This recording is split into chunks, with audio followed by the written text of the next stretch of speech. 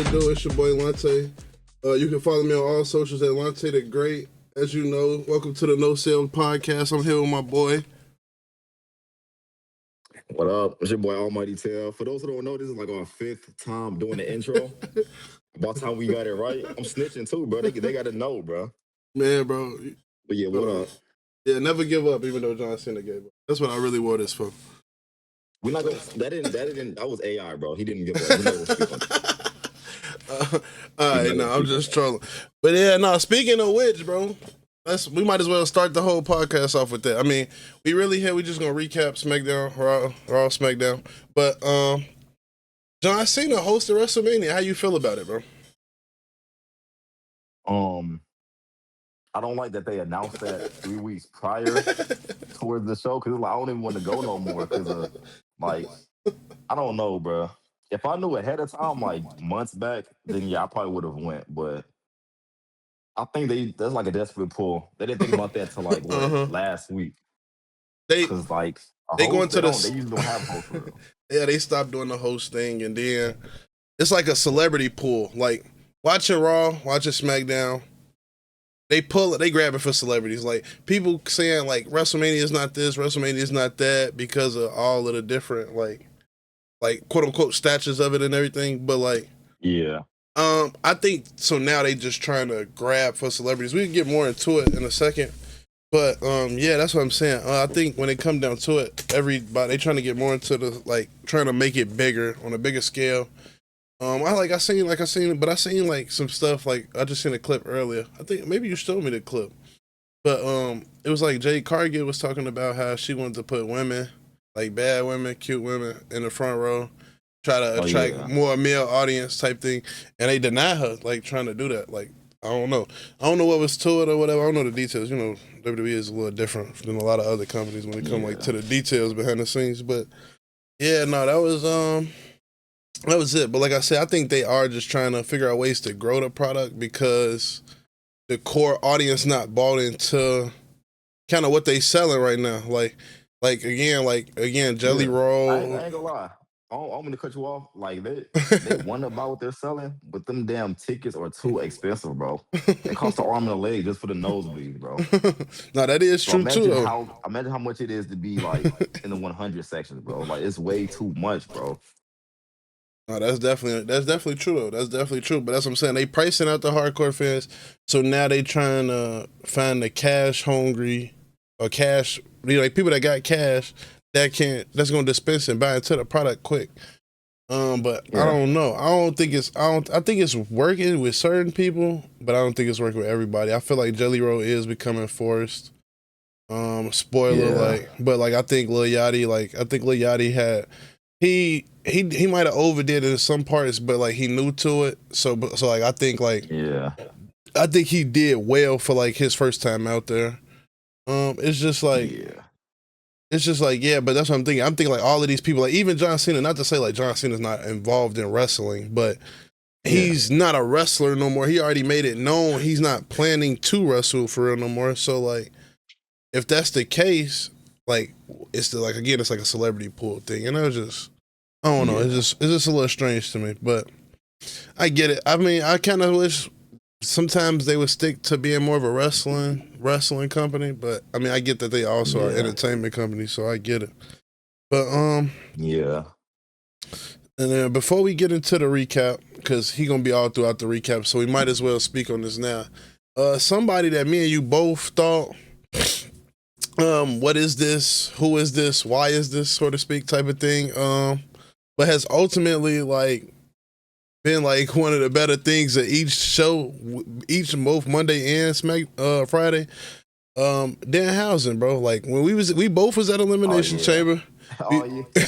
We both was at Elimination Chamber. We both seen him come out the box, and we both thought, what is this? Like pretty much just like what is that for? What is this? Like, okay, it's Danhausen, but what is Danhausen? Like, what is the whole structure of this? And like, I ain't gonna lie, when I saw that, I'm not gonna lie, when it comes to like mystery stuff on like Twitter or social media, who is it gonna be? I just scroll, because we never know like who it's gonna be. But I was not expecting him, bro. And I've seen him before in AEW. I never seen like a match, I know he was on AEW before. Yeah. So I don't know if he was like a manager or a wrestler, but when he came out, I'm like, what the? I don't know. I didn't know if he was. I didn't know. I didn't know if he was a serious wrestler or whatnot. So I'm like, bro, why he got all these?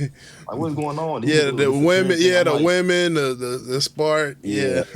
So I think that's why he was booed, because like it's just like, yeah, nobody. He's a serious guy, and it just failed. When the whole time he's a comedic character, so that was meant to like happen.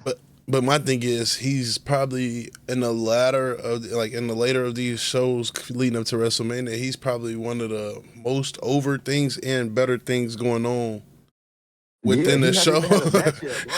Yeah, exactly. Exactly, bro. Like, he technically made his first in-ring appearance today. But like you said, he hasn't had a real match. He hasn't done any wrestling. He hasn't done any grappling. Yep. He hasn't punched anybody. He hasn't done anything that like anything the core of what wrestling is, like on the physical side. But like I said, I just wanted to touch on that because I know he's not super critical probably in the Raw recap, but I know in the SmackDown recap he's gonna be critical. So I didn't want to wait. I didn't want to wait on that, and then it's like we got a bunch to say. But yeah, shout out Danhausen, bro. He literally one episode at a time, whether it's both episodes of the week or just one episode of the week. He changing the fans' mind, bro. Like, yeah, I mess with that curse that he doing too, but it's different too, bro. I fuck with it. Yeah, I like the way they marketing it. I like all of it. But we gonna get. That's what I'm saying. With the Monday Night Raw recap, bro, we gonna get into that. Let me see. Oh, hold on. My bad, bro. My bad. I totally forgot to tell the people something, bro. Hold on. Let's see if we don't. My boy tried to skip past us, though. We gotta tell the people. We gotta tell the people. So last Friday, mind you, it's Friday, April 3rd right now. But last Friday, March something, my homie Tev. March 27th. It was March 27th to be exact, bro. Matter of fact, I'm gonna step back and I'm gonna let Tev tell y'all the whole story. All right, so boom.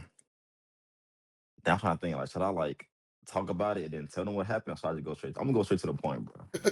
I met AJ Lee, bro. Look.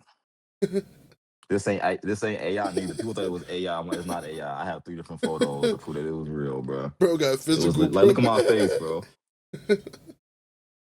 But that's the actual the women's Intercontinental Championship, bro. Yeah, that's what I'm saying. Like, no disrespect to the championships we got now, bro. Was like that leather was like way. I don't know if it's that championship because it's a white leather, but that I'm like, bro, what? This the one that you said it's premium. Everybody else held, bro. Yeah, bro. I'm like, bro, what the heck? But that whole experience, bro. It's crazy. I was more nervous for that than I was for John Cena and the Hardy Boys. I'll take that back. The Hardy Boys, no. That was my first time actually like meeting an actual wrestler. Yeah. John Cena, I was more nervous for that than John Cena, bro. I don't know why. But cause y'all 2 grown ass man. My bad. I'm sorry. I mean, yeah. But it's like, well, I was like 8 years old. It was a weird feeling, bro. I know what you mean. Though. You looked up to since you was 8 years old. I'm saying since when you was really looking up to now y'all.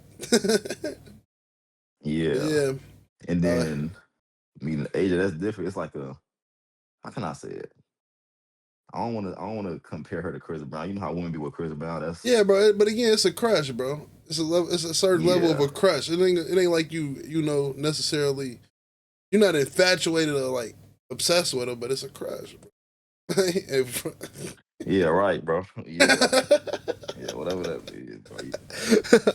Bro. But, oh my goodness, bro, chill. And it's crazy because out of all the wrestlers, don't get clipped. It was a short amount of time, but it was so much convo within that small time frame. Yeah, because I'm like, I did some bot stuff, bro. Mind you, she had the championship on her right arm. Yeah. Mind you, when you greet somebody, you shake your hand with your right hand. That's how you greet somebody. In America, she had, like I said, she had the championship. So I'm like, okay, let me do the left, and then hopefully she could like, you know. But no, she said, "Oops, wrong hand." Like she was saying it jokingly, but she was like, "I'm like, we could have did the left hand." Oh shoot, bro! Not you got swerved. Why did you? I didn't get swerved, bro. She told you your childhood crush told you. She looked at you. You stuck your hand out, and she ain't say, "Oh, like." and try to fix it for you. She said, "Ha, wrong hand." Like, No, granted, like my that, bad, bro. I didn't mean to make. I might be over exaggerating. I'm gonna reenact it, bro. I was like this. I was like this. And she was like, "Oh, hold on, wrong hand, hold on." Then she did that, and that's how it was, bro. So you made her. You made her discombobulated, bro. I didn't make her. I didn't do that. Cause like she had to like readjust herself and shit. Like she was discombobulated. That's not right. Well, she knows I'm different than everybody else. Then they probably did it with the right. Oh, they did it the right. They did it the right way, on the first time. Yeah, yes, probably. So me doing that, she probably remember that like it was this one time this guy shaking me up with his not shaking me up, but shaking my hand with his left hand or whatnot, blah blah blah. And then he paid. And then he paid for 3 pictures. No, I'm just trolling. Oh yeah, that's the thing. No, I ain't gonna lie. I mean, you did, but that's a flex though. I'm gonna be honest with you. That's a flex. Unlike seeing an Hardy, I'm like, I did buy 3 tickets, so therefore we had to do 3 different poses. And the only reason I bought more than one, because I'm not good with photos, bro. The one that took me back here, I was ready. I had a stale face. I'm gonna say, John Cena. They took the picture before I even smiled, so it was like a smile. So with AJ, I'm like, we're gonna do 3 different poses, and for some reason, I was ready for each and every one of those, bro. Yeah, bro, I was in the mirror too, practicing the poses or whatnot. Well, let me show y'all again. These are the poses in order. I mean, bro, just what's the name though? Send them to me. I'm gonna put them in edit too on the screen. Okay, well, that too. I just want to show y'all real quick the slideshow. This one, the hard hand, even though it's not like a heart all the way. The championship, and then her pointing like towards the shirt. She came up with the second pose, I think. So you want to hold the championship? I'm like, we both can hold it, and then we both end up holding the championship. But even though it was a quick exchange, it felt like fab was there. Yeah, I mean that's why I said I felt the same way when I met Chelsea Green, bro. My thing is, bro, one thing I'm gonna stop doing that meet and greet. I thought it was cool as hell. This was my first year having a belt. Didn't even had it a year yet. I thought bringing this bitch everywhere was cool, bro, but it don't match the vibe for everybody. Like, if I got the belt that they carry or carried, it make a little more sense. But coming through with a belt that they eat, like Chelsea Green and Lash Legend, I never go. No, but that's what I'm saying. But this thing is though, they never gonna carry nothing of this style of variant. It's a men's belt, so it was like a little. It was just like I felt awkward wearing it. But yeah, that was just like that was my my blurb on my meet and greets. Like even with Penta, it kind of felt weird, but with Penta, it was like, well, if I take a picture with him with the belt and he win it one day, that's not the exact belt, but it's close to. Like that was more the vibe. But it's like with Chelsea Green and Lash Legend, just like, bro, I got this bulky ass belt for what. Like, but and I mean, how I feel with the John Cena one too, bro. I had the spinner belt. Yeah, it's in there with the brand new, like you know how he was in each state throughout his retirement tour. Somebody had like the last 3 ones. It was a Cubs Cena. I'm like, bro, you got 3 different limited edition John Cena championships, bro. I just got the regular spinner. Why are you doing it? Why are you flexing like this, bro? Yeah, bro, it's an over flex, and then it's discomforting, and it don't even sometimes. Again, it don't fit the picture. Like I took a picture with Lash Legend. She got her first like WWE championship, like real. Well, actually, I think that is her first one. But still, she got her first one on main roster, and I'm sitting here with this fucking replica down there on the other side, big as hell. Like it was just like it took away from the picture, so to speak. But yeah, that's why I just said I'm gonna start designating when and where I take this to, and then it look even more awkward, so to speak, because I got seen the side plates, so it really don't look like nobody else belt. So you got to be quicker for each person. That's too many, because bro, I got to meet people like Kofi Kingston one day, bro. I can't go back to Kofi Mania to the Archer. Or just get the one I got. Just get the regular. I got it. I still got, man. I had to take them out, like for the days, like if I brought this for like. I knew I was gonna meet somebody different. I had to take them out. That's what it be. I had to swap them out. Okay. Because I still in my John Cena case. I still got my standard plates, because them the ones that come standard. But yeah. But I low key don't plan on buying too many more championships that come with plates without buying plates. Like if I got it, when I get IC, I'm gonna get the Dom plates. When I get I'm trying to get the World Heavyweight Championship, get Punk plates. But yeah, that's my whole thing. But now that we've got through the meet and greet portion of the show, let's get into the meat and the potatoes of the show. Now, Monday Night Raw. Let me see. How did Monday Night Raw start off? Monday Night Raw started off with Cody Rhodes of all people. Now, don't get me wrong. I understand it's Madison Square Garden, but my biggest issue with WWE is picking and choosing. Hold on, let me start over, bro. You threw me off with the chopstick. My fault, bro. My fault. So now I felt like my shit was chopped, but I ain't want to lick mad while you was in the middle of the chopstick. Oh, no, it's not, bro. So I was like... Let's start off from the top. All right. But no. So like I was saying, let's get into Monday Night Raw. I get it was at MSG. I do get that. I understand that. Yep. But Cody Rhodes coming out and leading the show kind of just still didn't feel right because he's supposed to technically be a SmackDown superstar. WWE champion and stuff, I understand that you technically are the guy of the company, not the guy of the brand, but it's still like the way the titles and everything where he's like, it's not really your place. So it really just felt real awkward for him to be leading the show. The segment that came after it was with Stephanie. I feel like it was a good segment. The shots thrown back and forth, them trying to make him not seem as up there with Randy Orton. I liked all of it. It just kind of didn't feel right. It just didn't feel like it was in the right place. Like it didn't feel like it was supposed to start the show. It didn't feel like it was supposed to be on Raw. It just didn't feel cohesive to what everything else has been going on in WWE. I feel like. But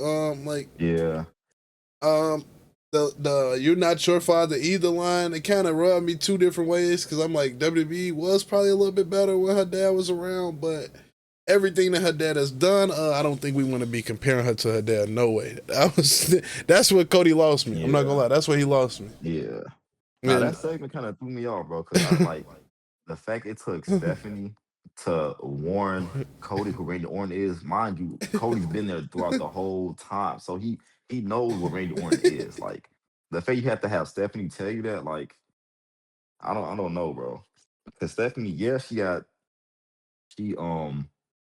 she suffered the consequences of the voices that's in Randy Orton's head, but Cody was there, like actually seeing like how Randy Orton was like thinking. He was enforcing it. So he knows like he know how Randy thinks. So the fact it took Stephanie to like it wasn't needed, bro. I don't know why all these people are getting involved. Deli Roll, Stephanie. I don't know why these people are getting involved with these two. I don't know if it's just for WrestleMania, but it should be mano y mano, bro. Like we all know the story already between those two. So I don't know why there's other like side characters, and I don't know, bro. All I'm looking forward to is at this point when it comes to WrestleMania and storylines, I don't care about the build up anymore. I just care about the match and then what's seldom. After that. It's a few matches that have a story that's pushing me. Like kind of only story led feel right now I say that's pushing me a lot is Roman and probably Punk. And it's kind of just the vibe in which they going at each other.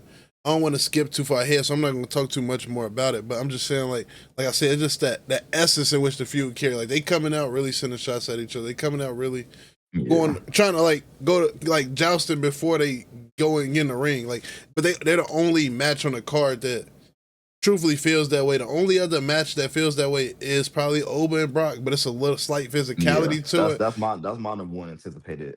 Yeah, that's what I'm saying. It's like that's what I'm saying. It's like the slight physicality that's been coming with it is probably really where it is. But before we get all the way down to the rest of that, because all of that is a part of this Monday Night Raw. We had a segment with Speed and Danhausen. I'm pretty sure this is was this pre-curse or this is already post-curse? This is post-curse, wasn't it?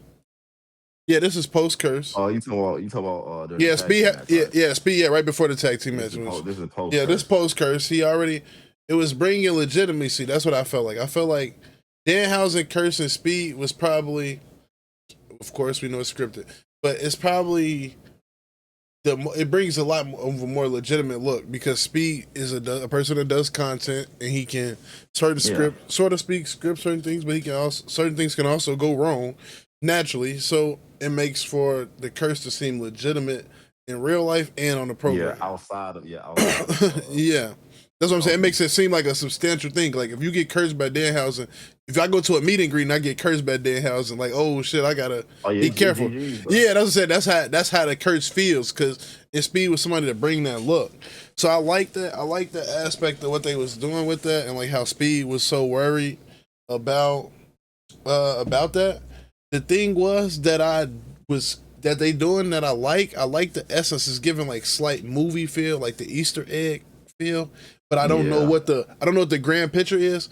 Just like how a couple weeks ago Maxine Dupree was talking to the Vision, and that while Danhausen is talking to Speed, we see Kofi and Javon in the back. Yeah, that's what I'm saying. Kofi and Javon was in the background, and when I'm thinking about that, I was like, is that like conspiracy? Like, are they coming up with a bigger thing, or is like, are they doing something together? Is the Vision trying to recruit people and they already attached? Like, but that's why I said it's like an Easter egg thing. Like once things start to unfold in bigger scenes, then you'll kind of know where things are going. Because like, I'm gonna get to that point later.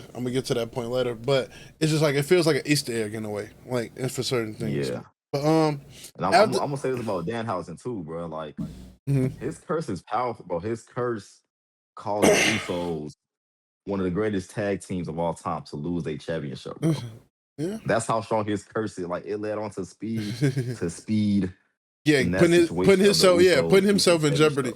And that's what I'm saying. That's what I'm saying. Even though we spoiler alert, but I mean we recapping days later. So, but like I'm saying though, I literally got in my notes here that the Usos had a new theme song. So I thought automatic W. I said, you know. Oh yeah. I thought I said probably WrestleMania. I said probably WrestleMania loss. So then I was like, when I seen how it all played out, I put Speed sold on accident. Cause I mean, I don't understand why if you get pulled into the ring in an environment where wrestlers are, and if you know you're not a wrestler, how do you put on brass knuckles and accidentally swing on anybody? That's just, I mean, in a like a outside of the universe, like in the WWE universe, I get it. Like, okay, it's a story, it's something being told here, but in a real legitimate life, like how many people just like, oh, I'm in the middle, I'm on the 50-yard line, gonna pick something up and hit the quarterback. Like nobody, like you don't see that other sports, and that's what make WWE, because it's unique like that. But that's what I'm saying. The accident part, it could have just said he just hit him, like, because it's like, bro, how do you hit him out of reflex? You didn't hit him on accident. Yeah. but he cost him. But I like the way it goes, because it makes LA Knight have something like how he said in that last episode. He's not a side. He don't feel so much like a side character no more, because now Speed done got wrapped in. Oh, yeah. He didn't got wrapped in. It makes him more wrapped in. It's a little comical, because it's like, how do you do that? But then it's like it also keeps the Usos in the Vision actually at like a rivalry standpoint, because they just had it's transactional now. We just lost the belts, like. So that whole situation made it more interesting, bro. I'm not gonna lie, it made it more interesting after that Speed situation. Yeah, exactly. And I just think, I did hate that Austin Theory pinned Jimmy Uso. I did hate that. I put that. I see. That's what I'm saying. That's why I keep the notes now. But I did hate that, because I don't like when Jimmy Uso got to take the pin. I feel like Jimmy Uso is the better Uso. That's kind of a hot topic, hot take. But yeah, they saying with Speed being tied into the Vision that it should be probably gonna be a 3-on-3 match. Probably see Speed in the Vision versus LA Knight and the Usos. I think it's probably I hate to say it like this, it's probably a great show opener or second match on the show card, whether it's Saturday or Sunday night. Probably a better Saturday night match on like the second match, because they like to put like a little bit of a more intense type of main event type of style match on the lead. But right after that, to like break the ice, wrap the kids in, wrap the outside fans in, I think Speed will be like a great night one, like second match. Because I think Speed could be a great wrestler from seeing like when he did the workout stuff with Randy Orton. I think Speed got it. So if he's been training, he's been working, I think he could put on definitely a few spots, probably more than a few. But it's just the essence of which he does it, so to speak, if that makes sense. Like it just how much he knows, how much he does, sort of thing. is all based on like how much they know he knows, how much he can do. But I think they could put on. I think he could fit in. You heard that, bro? Yeah, the weather is going crazy outside. Hey, for those who's watching it's storming right now. That's why it's like, so y'all see Yeah, the lights go out. It's not the Undertaker. It's a power outage because it's kind of exactly. storming right now Yeah, outside. exactly. Yeah, the Undertaker is outside, but yeah, that's not the point right now. But Your favorite wrestler, right? nah, bro, he's The actually Undertaker. overrated. You taught that Undertaker? Yeah, He's not. All right. All right. well, 2013 Undertaker's overrated, but that's again Back to speed, bro. we'll get to yeah we're recapping Raw right now. We're not talking about who's overrated or underrated. We'll get to that topic another day. But yeah, so like I was saying though, I think that just brought like a great dynamic. Like you said, it really spiced up a lot of the rivalry and a lot of everything that was going on. And then after the Vision lose. Liv comes out, she cuts a promo. Usos lost, bro. You said Vision. You literally just said after the Vision lost. Nah, bro, the Usos lost, bro. I know, you said bro, the Usos lost, bro. All right, they lost. All right, bro. Division 1. So that's what I'm saying. What are you saying to me, bro? But all right, bro, all right, bro. All right, bro. Like I said though, Liv came out. She cut a promo. For a second, I forgot what the promo was. My bad. But once I started, she straight up cut out Stephanie, bro. Yeah, but no, but I was just saying she was just. I'm just saying, but yeah, that's what I said. Yeah, that's what I said. I was just looking at her so much that I had forgot. So my bad. Oh but my then God, you gotta lock in, bro. But then I heard her call her mama a punta and some more. I was like, whoa, wait a minute, she getting real intense on this mic. Now, don't get me wrong. Yep. Don't get me wrong. I feel like she do that a lot. Like she come out real aggressive at people, like to try. So I think I would like to see her like in certain other little promo styles, but I think it fit her character because she like the crazy blonde chick. Yeah. Stephanie came out. If it wasn't for her having a chair, bro, I probably would have forgot the plot. But but needless to say, she came out. She had a chair. It was looking like, oh, she finna, get the upper hand with the will. And doom. Roxanne Perez came out looking amazing. In red shorts. How you feel about that now, bro? But I was gonna say, a lot of people are speculating that Roxanne Perez is gonna turn face. I feel like it's still gonna be Raquel Rodriguez, so I don't know where that leaves Roxanne Perez. Now, does Roxanne Perez side with Raquel Rodriguez? I don't know. That's the kind of thing I'm lost at. But yeah, it was I think I like the segment. I like this. I like the way they brought Roxanne back in. I liked how it went. So like it also like adds another I don't know aspect to WrestleMania. Like towards like because it's like you don't know if Roxanne gonna turn, you don't know if Roxanne gonna help Liv when Raquel turn. You don't know how everything gonna pan out at the end of the day with more pieces being involved. Yeah. But all I remember though at the end of that segment though was that Oblivion on that chair. Bless you. But that Oblivion on that chair, that was so crucial, bro. That shit was her head instantly on red, bro. You do it on a video game, bro. Like your son automatically, bro. The screen gonna shake overly hard, bro. Yeah. But all right. Yeah, bro, that was it. But now, what do you think about the segment, bro? How did you feel? I enjoyed it, bro. And when it comes to this Road to WrestleMania, I'm more into like the small talk and the fight, bro. So like with Roman and Cody, it's okay, but like y'all are talking more than fighting. I want to see like some trash talking. You talking about Randy and Cody?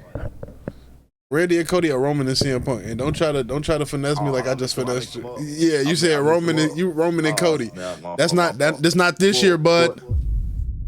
Well, I mean, I'll say that for both because Randy and Cody they doing more talking than fighting.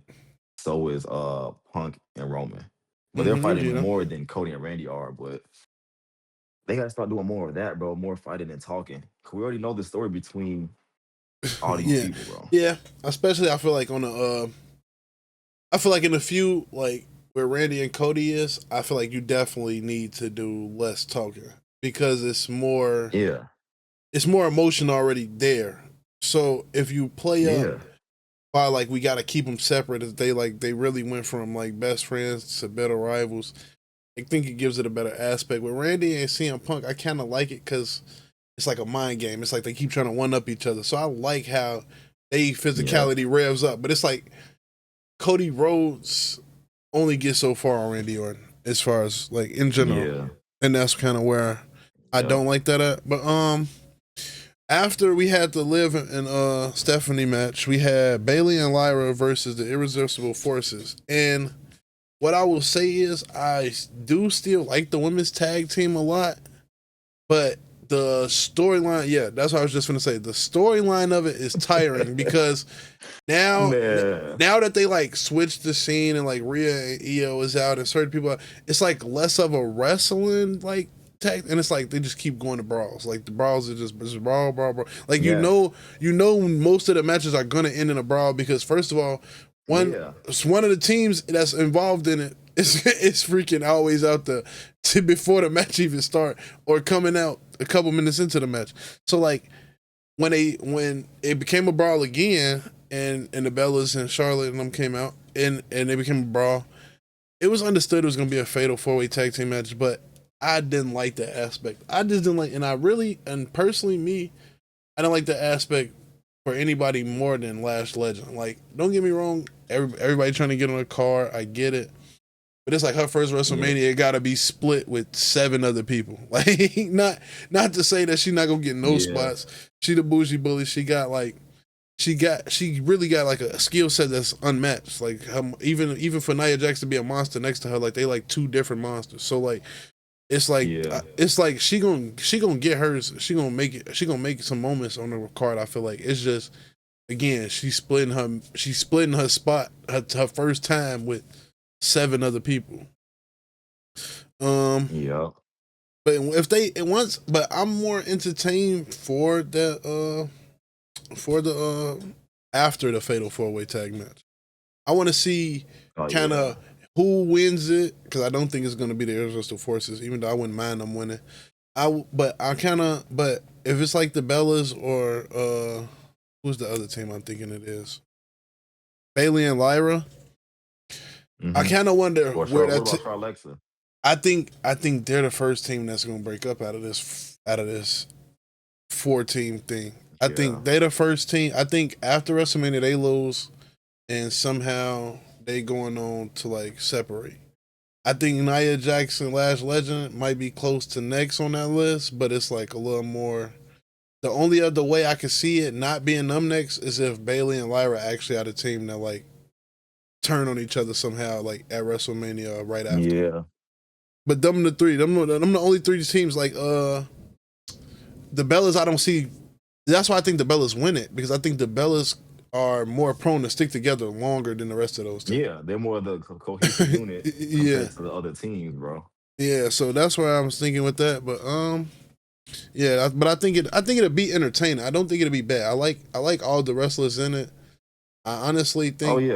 I honestly think the Bellas are probably the worst wrestlers in it. So,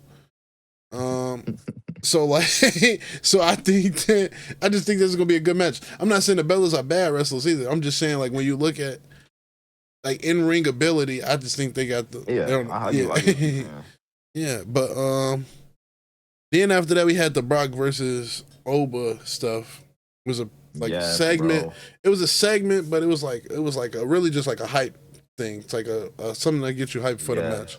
And I find it funny how Paul Heyman just like wanted to justify every reason why Brock Lesnar was so great, but like justify every reason why he also still got beat. Like, oh, he was dealing with Seth. Oh, he wasn't prepared. He wasn't dressed. Like, and then he like now he wants to call out Oba, but he's doing it so slow that Brock Lesnar like, fuck it, tell him to come out right now. I like that whole that part of it got me so into it before anything else that it was like, yeah, bro, this is tough. Because when he snatched the mic, like when Paul Heyman doing this, like, okay, Paul Heyman doing this thing. But when he snatched the mic, it's like, no, Brock fed up. Like, and that's what like, that's what made that like turn. That's what made that like cold. Yeah, but it was crazy, bro. Oba hasn't said not one word. Yeah, exactly. Throughout this whole entire thing. And and then that was so funny because Adam Pearce is like, I'm trying to save my main event, this and the third. only for Oba to come out clear what 7 security guards. That's what I'm saying. 7 security guards and him. Like he just walked through the whole everything they had set up. He walked through it. Like, he didn't even it didn't phase him. And that's why I think that match is gonna be crazy. I just hate that Triple H, I feel like he always gotta insert himself in some shit. That's my first, excuse me, that was my first time cursing. I've been trying to minimalize. That's my first time really, really cursing on my own context. But yeah, bro, he always just no, I'm just saying, I be trying to do that for me. But it's just the fact, bro, you don't have to come out there, bro. I mean, I get it, you Triple H, so you're supposed to be the guy. That's why it stops. But honestly, it's supposed to be a brawl. It's supposed to be a slight brawl or something, till you call some of the heavies out or something. Because my thing is, he just ran through Adam Pearce and 7 security guards. Brock Lesnar, for no reason at that point. Exactly, but that's what I'm saying. But Brock Lesnar's outside tearing the ring, the outside of the arena up, the outside of the ring up, all because one person is standing between them now. That's where, again, like I said, in the grand scheme of real life, it's like you said, it was for no reason, and that would have never happened. But in WWE, I get that it exists, but it's Triple H, you're not that guy, pal. You could have just let. Where did he come from? He was in Gorilla. He came from the announce table area. Bro, that's what I'm saying. That's what I'm saying. I mean, how the hell you get over there, bro? Exactly, bro. That's why it was weird. But I can't. That's like you said. That's one of the best built matches, even without as many promo segments, small time segments. Brock versus Oba is probably one of the biggest hypes, and I know it's monster versus monster. That's why it's gonna always kind of feel like that. But it's more than that. It's it feels like more than that too. At the same time, it feels like a bigger feat. I can only imagine this feeling somewhat similar to a Hulk Hogan versus Oba, or Rock versus Hulk, or just bigger matches. I know it's bigger matches, but we was there to a point where it's I gotta wait a little bit even more to see how long the matches last, so to speak. But I know them matches have stood the test of time already, so it's that's the thing. But Dom versus Finn was then announced after that. You know how I feel about this. Dominic Mysterio, the greatest Mysterio of all time. He got to win every match that he in because he is the greatest Mysterio of all time. So he's gonna win every match that he's in. Finn Balor he didn't though. I mean, Finn Balor. Because of Finn Balor, but that's another story, bro. That's again why this whole feud is here, bro. Because Finn Balor don't know how to mind his business and do what's right for Judgment Day. But again, we can talk about that another day, bro. Because I'm gonna get upset talking about Finn Balor screwing Dominic Mysterio, bro. It's hold on, answer this. How did he screw Dominic Mysterio, bro? Because if JD was going to do something, you're not his father. You don't tell him what to do. See, now that's the thing, look. Judgment Day has no leaders, but now you want to try to lead people. That's where you messed up at, bro. You not we did. Okay, but if that's the case, was it Dom leading JD to get the belt? No, because JD wants to see Judgment Day win. You trying to be in some power play stuff. No, we gotta be fair. I gotta be the guy, bro. You lost to CM Punk without help. There's no power. You lost to Finn Balor. You lost to CM Punk without Dom and JD. Don't get mad at Dom because you lost. Okay, he took it to the chin like a man, bro. He lost like a man, bro. I'm done talking about this, bro. I ain't gonna lie. I'm honestly done talking about it because it offends me, bro. You my mans, bro. If somebody trying to take your belt, bro, if you fight for somebody for that belt right now, and I got the opportunity to help you keep it, I'm gonna help you keep it every time. No, not even 9 out of 10, 10 out of 10. I'm gonna help you keep it. My mans don't help me keep my belt, bro. That's why you gotta go. You're not my mans. A win. Okay, what they say? What they say? No. Hold on. Let me say one part now. I give you space. What they be saying? A win for you is a win for Judgment Day. He didn't want to see Judgment Day win, bro. Okay, if that was the case, why did Dominic pin Finn Balor for the championship to win the championship in the first place? Because a win for him is a win for Judgment Day. It was a fatal. I understand. Forward, because it's a win for Penta Braun Breaker. He pinned Finn Balor. Situational. He hit the frog splash on both of them. He landed on Finn. It's not. He can't help that. He wanted to go around his neck, around his waist, but he still was bringing it home to Judgment Day. If Dominic couldn't win it himself, I bet you he let Finn Balor win it. He not selfish like Finn Balor, bro. It's all right, bro. Like I said, bro. Whatever you say, bro. It's all right, bro. It's all right, bro. But yeah, How is hold on? I'm not done. I'm not done. But how is Dom going? How is he going to elevate as a solo wrestler if he's having people help him every single match? There got to be a time and place where he don't. Hey, hold on. He's not going to have any help. Hold on. Ask Eddie Guerrero. Bro, that's bogus, bro. You know I can't ask him right now, bro. hey, you foul. You took it there. This is the thing, though. No, you took it there, bro. You took it there. He didn't have people help him, though. He did the cheating shit by himself. He lied, cheated, stole all by himself, he didn't bro. Have people. But my thing is, Dominic is already the greatest Mysterio of all time. So the things that he's doing to help people like Finn and JD is, again, elevation. There, he's helping them. He don't need help in the single. He's a single competitor already on his own. He's the greatest Mysterio of all time. 2-time Intercontinental Champion. Still the AAA champion. Come on now, bro. Stop.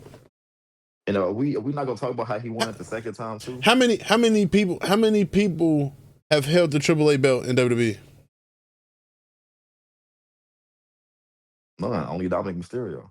Because he's the greatest Mysterio of all time. And as long as you're the greatest Mysterio of all time, you know how big Rey Mysterio is? Yeah. So think about being the greatest Mysterio. Like, you know how many Mysterios they actually are? It's like 3 or 4. Okay, bro. We've been talking about Dom for too long, bro. Like, I mean, we can do this all day, bro. I know, but this is the thing, though. He lost to Penta. We should be talking about Penta right now. He's the new champion right now. But how many times did the ladder match he got coming up? How many times did he beat Penta? And oddly enough, I'm proud of you because that's a segue. Because I mean, even though he did beat Penta, 2-3 times? Yeah. He did announce the ladder match after he beat Kofi Kingston, and I'm gonna try to upload the clip, bro. It was a cold that Trouble in Paradise Kofi Kingston hit Penta on. It was so fire. It was so fire because Penta was jumping that I damn near believed that Kofi was gonna win. I knew he wasn't. Yeah. Yeah, Grayson Waller took it now. Real quick. Let's rewind a little bit. Okay, back to Dominic and Penta. We're going to talk about Penta as well. We're not even going to talk about Dom. We're going to talk about the Intercontinental Champion as of right now. If Dom beat Penta these many times, like, don't you think, what does that mean? How can you lose to somebody that you beat multiple times, bro? Suddenly be able to beat Penta? He was caught lacking. He caught slipping. It was an off day. And then they made him fight after he just got concussed, bro. And then Finn Balor still interferes again. Like, that's fucking crazy. My dog was on it. All this right here, you see how I got parts? All that was split open for a week, 2 weeks before he had to fight for it again, bro. So what? It's just like, bro. Like that, bro. It's just like, dang, bro. Like, y'all want to stack the odds against Dominic Mysterio, but I get it. He's cursed. It is what it is. He's cursed, bro. Finn Balor want to be his op all of a sudden because he see that he the greatest Mysterio of all time. So it is what it is, bro. We can't help it. I'm not trying to hear that. When you get to a certain, can win a match with a, when you get to this certain stature, bro, it's just gonna be like that, bro. People gonna come at your neck, even the people you thought you could trust, bro. And that's that's the situation Dominic Mysterio's in, bro. I feel bad for him. But I'm not trying to hear that. Hold on, we're not done because he won. He separated his left shoulder and still beat Seth Rollins for the Universal Championship. That's a way worse injury than getting split open in the head, bro. And then whole shoulder. And then you know what happened? He had to vacate. And then what happened after that? He formed a Judgment Day and never won a singles title again. But hold on. Yeah, well, joined it, formed it. Yeah, you're actually right. He did join. And then my last question is, who has won 3 singles titles in less than a year? You said 3. Who has won 3? Yeah. And one with another promotion. I mean, I don't know because the crazy part is that means he lost twice. Then if he's gonna be the champion 3 times, Dominic Mysterio. All right. Well. Two IC, 2 IC and AAA. It don't even count. It don't even count until WrestleMania, bro. Yeah. So everything that we're talking right now, it doesn't even matter until WrestleMania. It's okay. I think I know how that match is gonna go. I'll talk about it in my prediction. In the prediction episode, I don't wanna do that. I don't wanna do that today. I don't even want to talk negative today. You're gonna make me say some bad words. But but like I said though, Penta took out Grayson Waller. Pretty standard of a match. Like I said, because of the weird like not confrontation, but like the dynamic Javon Evans and Kofi having.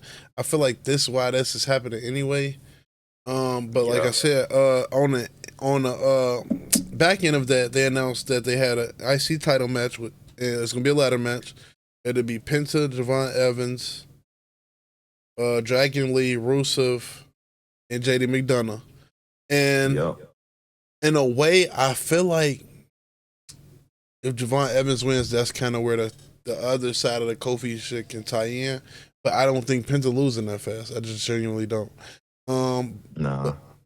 But again, that's why I say I can see like if they become a feud that could possibly become a team, but I feel like it holds more weight. It becomes really a real thing if like Javon Evans fights gets the IC title that Kofi just fought for, that he only lost because of Grayson Waller.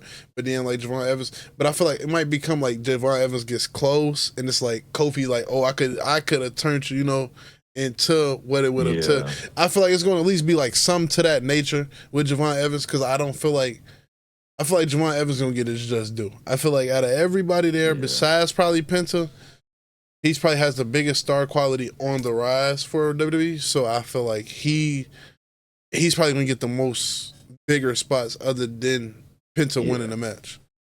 I'm gonna say this though. Because what you think? How you feel? How they just gonna sneak Rusev in that match like that, bro? What has Rusev done to even be in it? They just because supposedly I feel like they just hold on. But supposedly, Rusev. which all these matches did happen. If you watch main event or you track the main event wrestling matches, supposedly all these main event matches that happened lately were qualifying matches, and so all these 4 people have won on main event versus somebody else to qualify for the match. Now, don't ask me who Rusev beat because I don't remember because I don't watch main event truthfully, but I do sometimes see the highlights on Twitter, TikTok, or something. But I didn't see anything about Rusev. But I think it was Otis. It was probably Otis. But I feel like if anybody else is in the fold of like looking real nice in this match, it would probably be Rusev because if nothing else, he's as big as he is, and they're all as small as they are. So like he's gonna have a lot of people to throw around, put through ladder, type of aspect. After they announced the IC title, though, we got Paul Heyman coming out because he refused to check his email that Adam Pearce told him about all night long. So he finally went out there to prove some type of point, I guess. And he said he was the best. He was the best manager and the only manager around from the '80s. He's the best promoter and only promoter around from the '90s. And he sent a lot of shots at a lot of people by saying that. So that's why I always like Paul Heyman because he is as bold as he is. I just think it was funny. I think it was funny when Adam Pearce comes out and he's like, "Yeah, Paul, Seth has been dropped on all charges in Massachusetts and Boston, and he's been medically cleared." And like the look of like shock on Paul Heyman's face, like, okay, but like, what does that mean? But that part was cold. I'm kind of played out on the Seth Rollins chair shot. I'm not.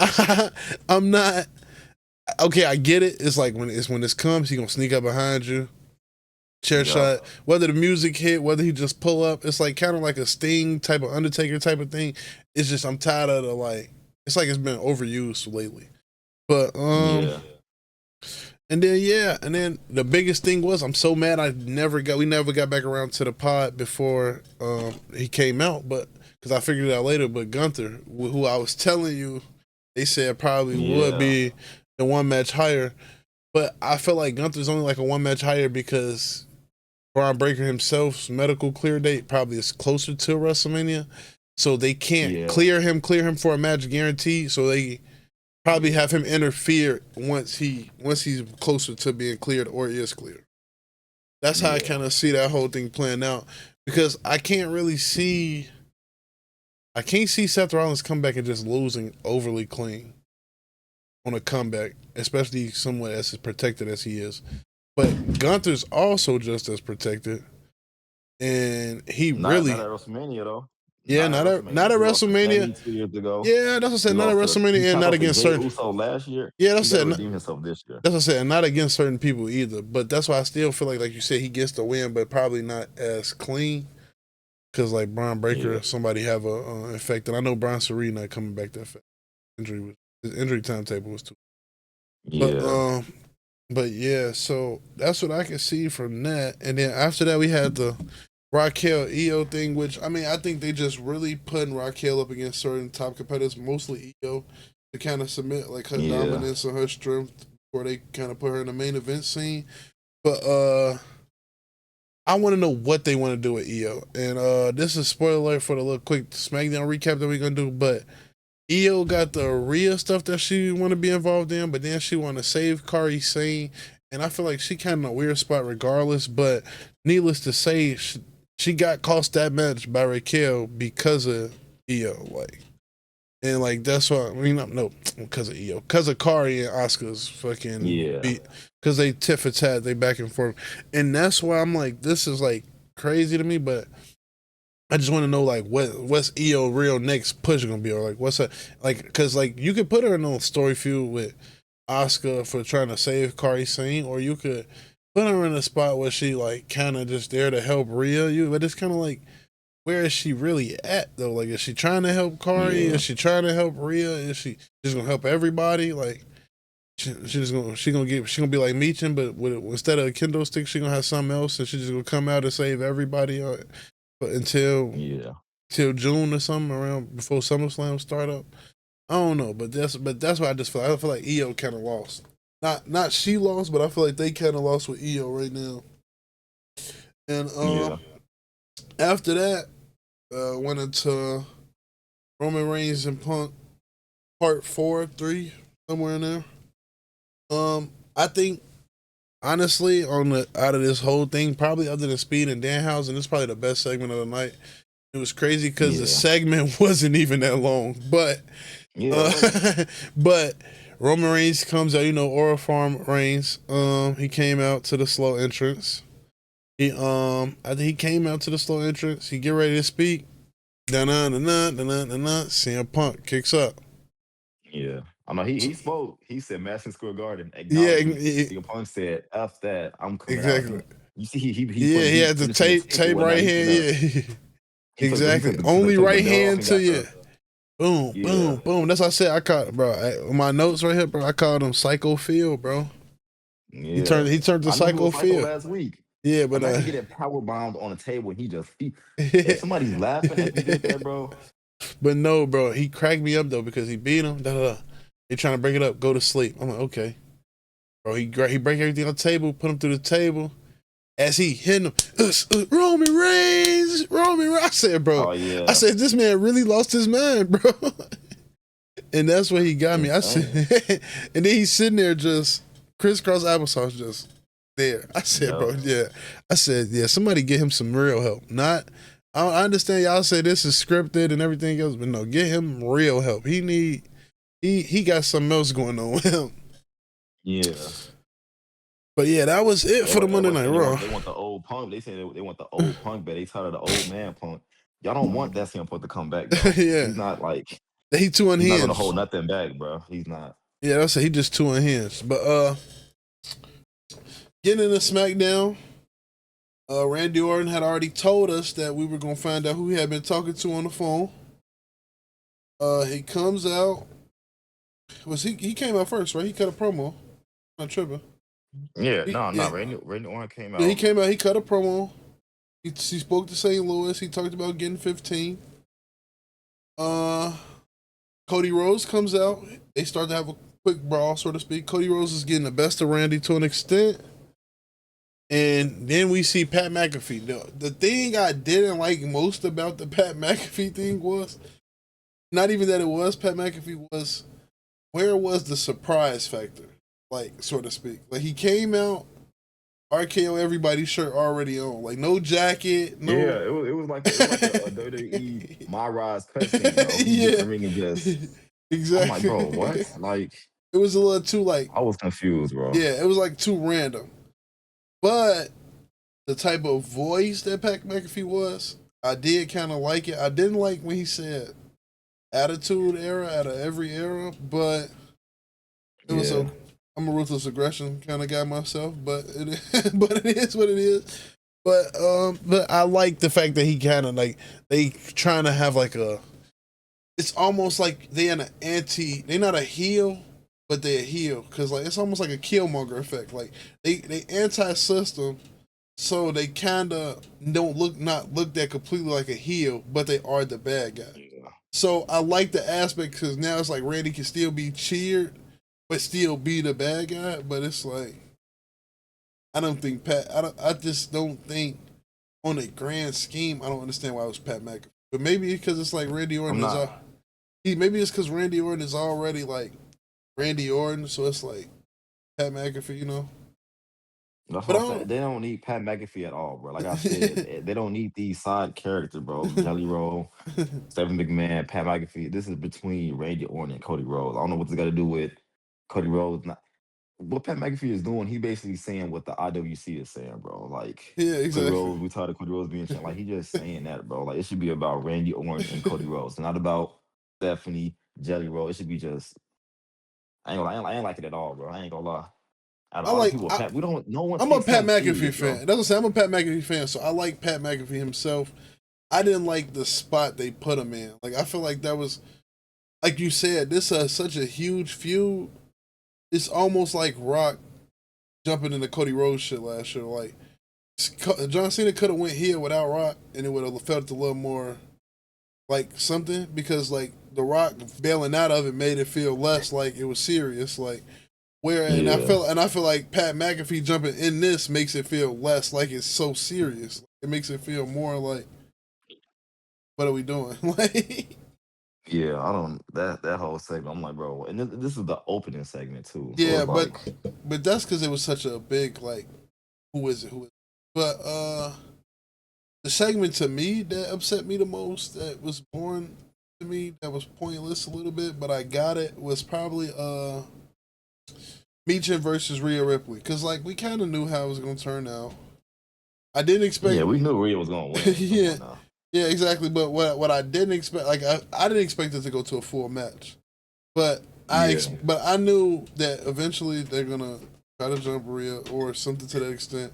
I was hoping she got some help this time. Most times when it's this far out and they set something up like this, that's when the help is coming. But I'm like, hopefully she gets some help. But of course they're gonna try to attack her again, like especially when Jade popped up in the middle of the match because it was like when she didn't pop up, it's like okay, as soon as she pop up, is they gonna attack her at the end or she gonna pop up randomly to attack her? It's just like how was the presentation gonna be? But like I knew it was happening. Like you said, we knew at the same end of the day if it was gonna be a match to end clean, Rhea Ripley definitely definitely gonna win against Meechin. I'm just yeah, happy. I'm just happy that to prevent her from getting jumped so much and just be like on attack and on abuse, they had EO there to even it out. But they are so powerful that it is like almost like damn near cheating Rhea versus them three. Rio versus yeah, them three, like to be honest. yeah. But after that, because then like after we had after Rio, pretty much not win, but EO helps Rhea and everything goes down. We have Tama Tonga. Who did he face? He fought Bo Dallas. Oh, he fought Uncle Howdy. He did fight Uncle Howdy, but Yeah, my fault. Yeah, Uncle Howdy. but yeah, same difference. But he fought Uncle Howdy, and it was a good match. I liked the match. But I knew the story that was coming after was, so to speak, like him like embracing, like speaking up, like even more, like Yeah, and and I liked it because whether I want him to kind of be a solo act on his own, but whether they go to MFTs and Solo is a solo act on his own, no pun intended. I think it'll be better that way. I think because Solo, I feel like Solo's kind of outgrew the group thing because it's only so far. Once you go from the bottom to the top, yeah, and then you at the top, and then you form a whole nother group. It's only so much group stuff you can.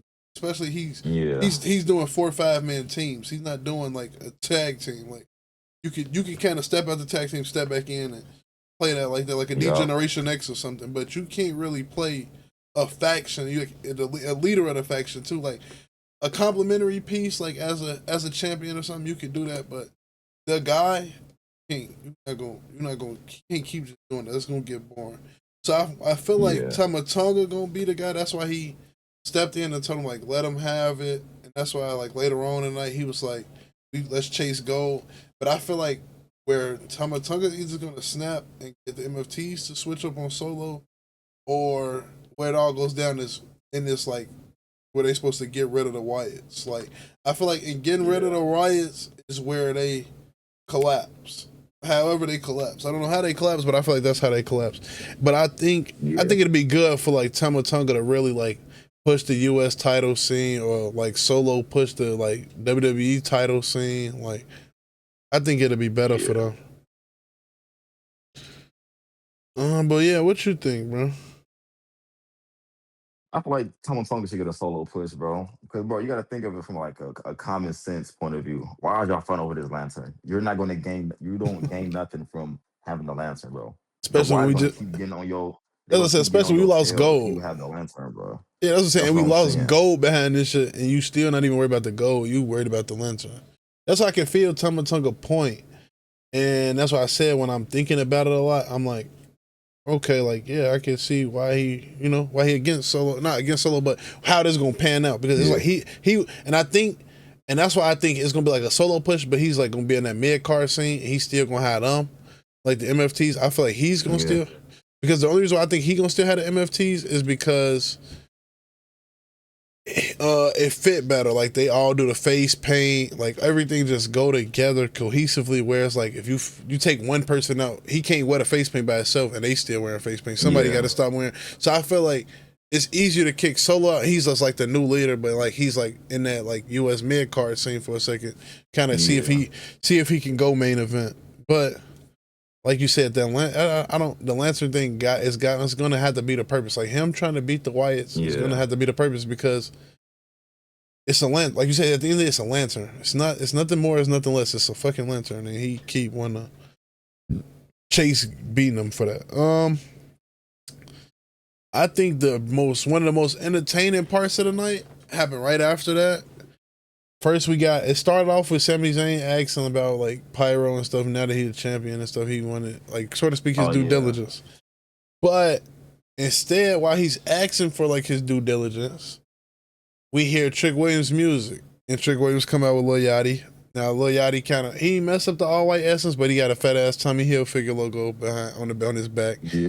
But they came out in all white, and they popped it, bro. And now all of a sudden, Sami Zayn is gingerbread, ginger ale, anything you could think of ginger. And I think the promo is just downright disrespectful. He said he was gonna get disrespectful. He was gonna show him disrespectful, and I think and to pop it off, to like really top it off before even Sami Zayn got out there, he shot off Sami Zayn's championship celebration pyro. I've never seen a heel. That's what I said. I've never seen a heel that devious. That's some of the most heelish work I've ever seen. And then I was cracking up the whole time, bro. And then he told him he got to tell him thank you. He told him you got to tell me thank you.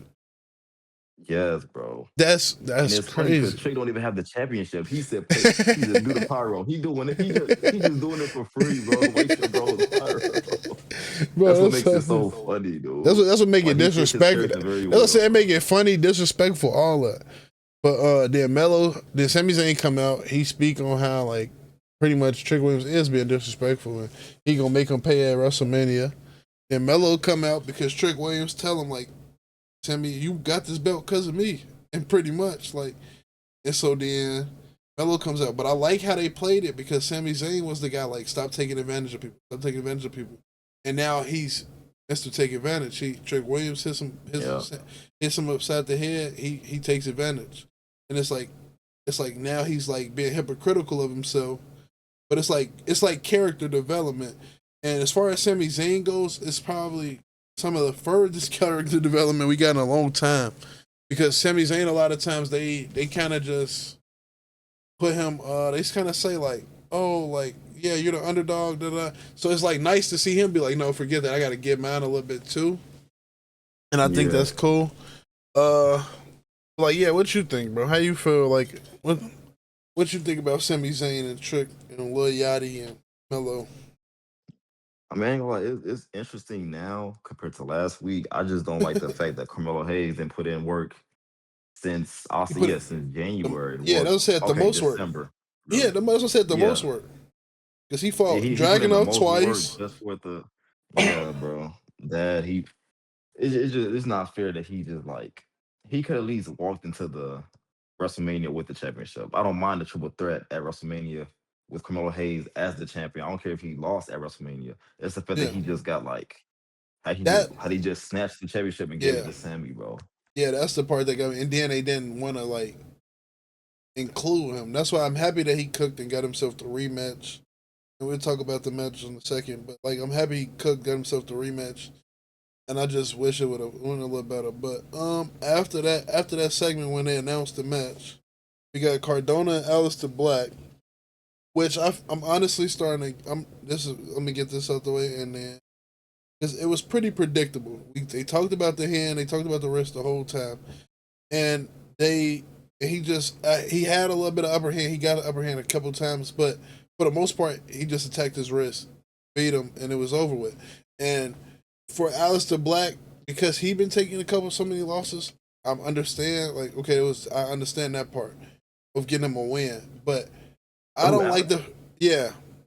But I understand getting him to win, like getting him just to win, because you don't want his character to not look as powerful as it has been, because he had been taking so many losses recently. After Damian Priest, he really hadn't took a W. I don't think.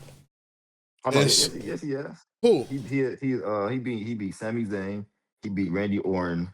I He didn't know beat what was I the didn't know babyface that he beat? I didn't know he beat Randy Orton. I thought he lost to Randy. Yeah, he beat Randy Orton the week before Elimination Chamber due to the interference of Drew McIntyre. I Oh, remember okay, that specifically. And okay, then okay. another one That was make a little he more beat sense. I thought Sami he lost Zayn. that match. I thought he lost that match specifically. Nah, 'Cause and then that, he beat somebody else too. He beat like somebody I'm surprised that he beat, bro. No, he beat Jacob Fatu as well. Yeah, because of Drew McIntyre. So uh, he beat okay, it wasn't Sami Zayn.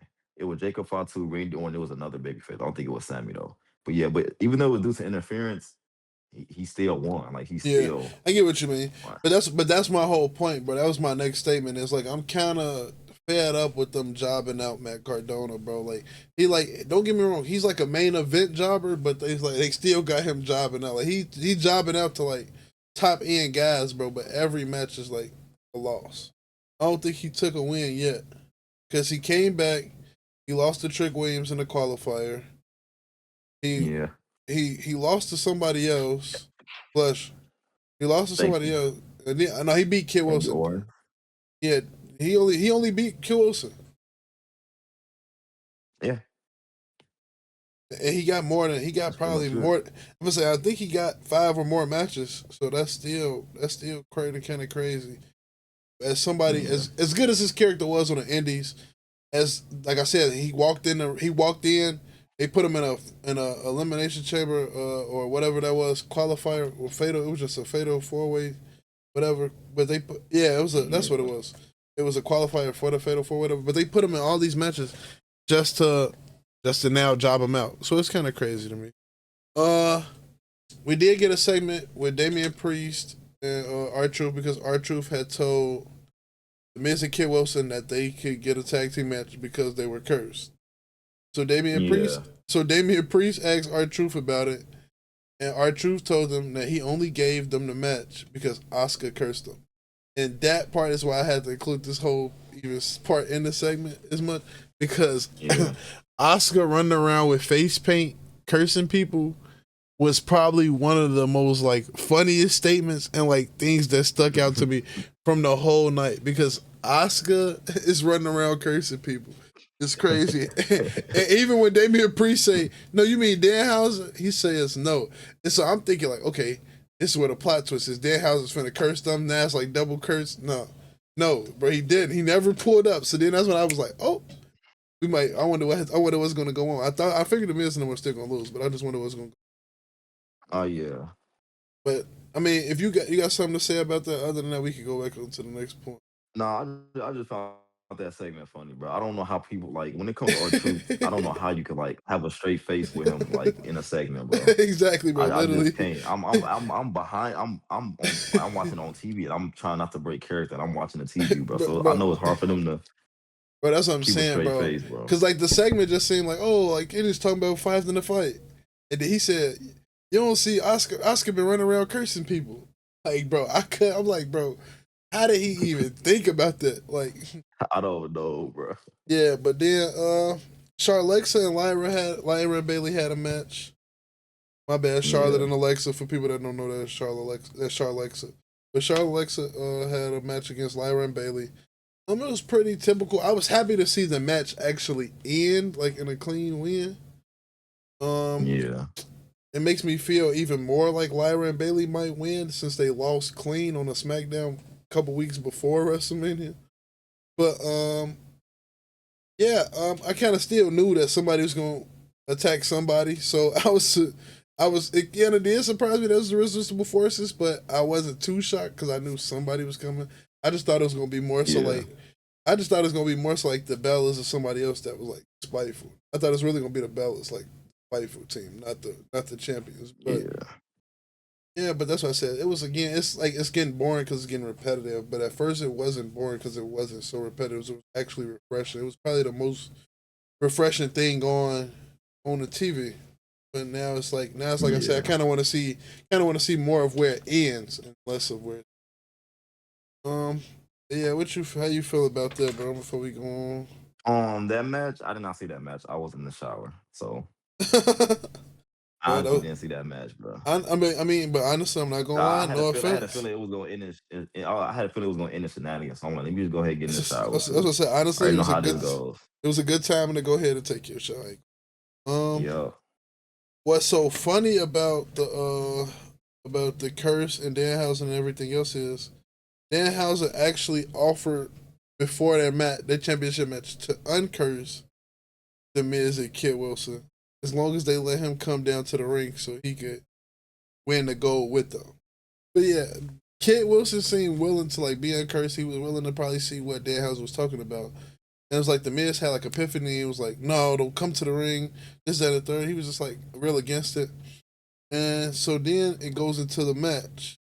Once we get the match, we got R-Truth and Damian Priest come out. And I ain't gonna lie. This is the part before I talk about the match or anything else real quick. That "Hey Kid, are you there?" That's been on his theme song. Yeah, that's been there. That shit's hard, bro. I just peeped it for real today. But yeah, but okay. It was like the match itself was really crazy. Bro, that match was entertaining, bro. It was very entertaining. It was very entertaining. It was very chaotic, but I liked it. The one thing I thought before it got all chaotic when it was still wrestling was I really like how R-Truth is still like giving us the essence of John Cena, like before he go.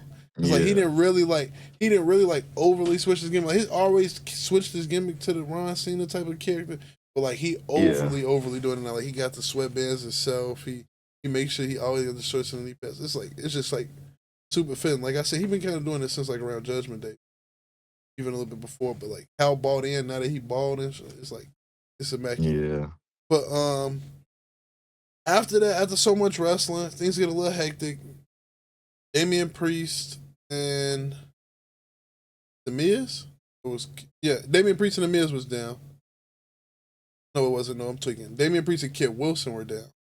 And, Kid Wilson. And Danhausen now comes out. He comes out and he's trying to be tagged into the match by The Miz. Yeah. Mind you, he's not a participant in this match. Yeah, that's what I'm saying. Mind you, he's not a participant. Exactly. But he's asking to be tagged into this match. And in asking to be tagged in, The Miz tells him no, go away, He refuses. R-Truth tags him in. He steps into the ring and it's like, oh, so what is this now? Even if it's a disqualification, what are we getting out of Danhausen? Yeah, what are we gonna get out of Danhausen now? And he comes in and he literally just like does like a little 1-2 step around the ring. He doesn't like do anything. He says like The Miz tries to say something to him, and he says, finale. No, that was at the end. The Miz Oh, did something else. He tried to do something else, and Danhausen was like, "You are cursed." And when he cursed, the ref got caught in front of the Miz. So then the Miz yeah, like he was throws the under ref the out the way. shield. Yeah, the Miz threw the ref out the way and tried the skull crusher finale. Danhausen, and the funniest, that might actually be truthfully the funniest clip of the night. Like no phrase, no, just like if I just seen it again, like I can see it on silent, bro. It'd probably be funny. But the screen blacks out. Danhausen leaves almost to the Undertaker effect. But then as he's leaving and he's going to Gorilla, the camera pans to him. Yeah, the camera's like following him to Gorilla. So it was just like super hilarious in a way. After that, R-Truth is able to hit Kit Wilson, who's come back in the ring, with an attitude adjustment, but the Miz ends up catching him with a skull crusher finale. And as the ref is counting 1, 2, it's like he catches a cramp, a spasm, a tear or something in his right arm. He can't count the pin. He like low key even got up, like he just was out of it. So then R-Truth, I almost said John Cena. R-Truth gets up and he attacks Damian Priest. He chokes Damian Priest chokeslam the Miz, and the ref counts 3 with his left hand. Like it was just like I said, it was just a crazy. I think it was one of the more creative things in WWE we've seen in a minute. It was also, this is where it tweaked me out a little bit. It was Vince McMahon-esque a little bit. Like it was so random and unbelievable, but it's like it's WWE, so we just gonna choose to believe it. Like, but it was like, but it was like refreshing though. It wasn't like something where I was looking at. I'm like, bro, get this off my TV. Why are they doing it? And so that's why I really liked it. Though. That's why I did. Yeah, how did you feel about the match before I go into this next part? Because this next part was low-key crazy. That was the best for me. That was like the best like sequence of the night, bro. I was not expecting that. Like, I ain't gonna lie, segments and matches hit better when you least expect. I'm like, it'll be a regular 2-on-2, like shenanigans gonna happen, but nah, like a referee catching the cramp. I'm like, cause it's like 2, and like that split second, I'm like, bro, I don't see nobody finna pull the ref. R-Truth's not finna kick out of a finisher. So what's gonna happen? And he just hit a cramp. I'm like, bro, that's damn near genius, bro. I wasn't expecting that, bro. Whoever produced that match, they did a good job. That shit was. Exactly. That match was funny, bro. But then immediately after that, the funny match, we have one of the most like, it was kind of cringe, but it was one of the most serious moments. And I'm a Cody Rhodes fan. I still don't understand what Kit Wilson did to anybody besides maybe the fact that he cursed. Because why did he crossroads him so fast? I don't know. I don't know. You getting up and you just. Like, bro, that was so crazy. He gave that man whiplash for no reason. But I kind of liked certain parts of the promo that he had to say. I didn't like other parts because certain parts were contradictory. Like, how do you say? Like, I liked how he said Pat McAfee was equivalent to Kevin Nash and Scott Hall saying we got a third person. And instead of it being Hulk Hogan, it's Disco Inferno. Because it was like, we thinking it's like somebody, of course not Chris Jericho, because Chris Jericho just came back to AEW, but we thinking it's like somebody like random, it's somebody big, it's a big name, it's something. And not to say Pat McAfee not a big name, but it's Pat McAfee. Like, he's not a big name. He's not a big name in wrestling 100% as a wrestler. He has nothing to do with the storyline. Yeah, and that either. But then Cody said he's trying to go to the max, but he doesn't know how. And like you could tell the promo wasn't landing because they were just booing so much. But then he's talking about, but I'm starting to hear the voices in my head, and you want to know. And it's like, I like the aspect, but you should have just came out a little more deranged and less like you was questioning yourself. Because when you came out like you was questioning yourself, now you seem like, is it real? Like, is he really? Does he really hear the voices, or is he just saying that to try to trick us? Whereas like if you would have said like, Randy, the things you've been doing and like I think I didn't think at one point I didn't think I was ready, but I'm starting to think then I could look at it a little different. But that's kind of where it was like for a minute, for the first time in a minute, like even when like the crowd booing everything, like I probably wholeheartedly didn't agree with a promo he cut. Like no offense to him, but it didn't land to me enough. And then after that, we got the main event, which we talked about earlier, Sami Zayn versus Carmelo Hayes. Biggest letdown of the night. I feel like Melo. It was a good match. It was a pretty good match. It was very good wrestling. Very good wrestling. I feel like Sami Zayn didn't really empty the tank, but it's okay. But like Melo was going all out. only for him to still lose. But I like the heel aspect of like what happens after with like Lil Yachty and Trick and them, and I'm like being enforceful. And the thing is that I really like Trick Williams is like 2-3 segments of show, if not like he like, but like I hate to say it from that aspect, but that's what's driving me to like really like this moment. Like how I talk about getting the Dom plates and getting an Intercontinental belt. Like if Trick win a US belt, bro, that's probably gonna be the place I'm gonna get for the US. It's just like it's just that look, that feel. He that guy right now. He too hot. Like even if he can't Booker T out because they got to give him some world titles too. Booker T ain't really win world titles in WWE. He won them in WCW. That's a conversation for another too. But they can't Booker T him out unless he gonna win 5-6 actual titles too. Yeah. But he kind of got that essence on the mic, on everything else, bro. And then like even with him when they beat up Sami Zayn a little bit, he like hold him up. And he threw him into the trick shot. It was just a vibe, bro. I mean, I think SmackDown again. I think this week's SmackDown was head and shoulders above Raw, like always. I'm a huge fan. I'm more of a fan of SmackDown than I am Raw. But I just can't wait to see what they do with more of it. Like we said, they leaning a lot into celebrities. They leaning a lot into a bunch of other things. But I kind of want to see how it all play out. And so, but again, the shows don't really coincide with each other often. Like how Cody Rhodes was on Raw that day, and it don't really happen too often. So I just kind of want to see. We gotta wait till the next Friday, which is for all the stuff that I'm really geared up for, and kind of gotta see what's gonna happen with Speed and stuff on Raw. But, well, nope, we got one more thing, and then we finna get out here. And my last comment on SmackDown. They need to get rid of Joe Tessitore because I jumped 2 notes. But we need to get rid of Joe Tessitore.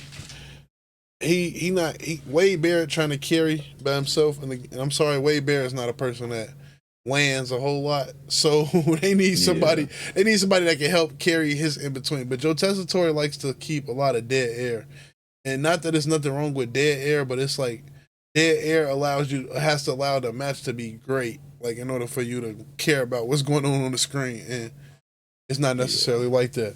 But I think I'm gonna start a new segment. I'm trying to figure out how I want to call it. So right now we're gonna call it Hot and Not. You're gonna tell me just like who you think is hot this week, who you think was not this week, and like you could be from. It don't gotta be Raw, SmackDown specific. It could be even on NXT, even though we didn't really get into NXT and nothing like that. It could be hell. It could even be like how like I said, Chris Jericho came back to AEW and. It wasn't landed for him either. Like it could be anything, but like who you think hot, who you think not this week? I'm gonna say Trick Williams. I think he's hot right now for this week. Who's not? I don't know, bro. It gotta be somebody that's been cursed by Danhausen, bro. I'm trying to think who is down right. I mean, down this week. Damn, who is down this week, bro? Like, is it? I mean, shit. Damn, I'm gonna say Roman Reigns. Shit, honestly. You said Roman Reigns not? Yeah. That's crazy. But he is down, bro. Like, but no, he is though. For my hot and not, slight trolling here, but at the same time I'm not. Pat McAfee for my hot. He is definitely hot this week. He gonna be talked about for the rest of the weekend until Monday, probably more so to speak, or anything. And I just didn't want to pick Trick Williams because I felt like last episode he was agreeing on too much, or like saying a lot of the same things. So I just wanted to switch it up. So I'm gonna say Pat McAfee for my hot. I just had my not. Oh, my not is LA Knight. Still to this day, I mean. You were in a position to help the Usos keep their championship, and you let Speed take it from you. So at the end of the day, I still feel like he could be put in a better position. But like I said though, that's truthfully it though, y'all. This been another day at a No Sale podcast, man. We appreciate y'all, bro. Anybody that tune in, anybody that listen, all of the people. We're gonna try to do better. Again, we're gonna try to come up with a real schedule as we do this more. As we start to figure out more, we're gonna try to come up with a better schedule, more like segments and better like stuff to do for y'all, man. But y'all have a good one, man. Love and peace, man. Yeah, make sure y'all like, share, subscribe. Peace.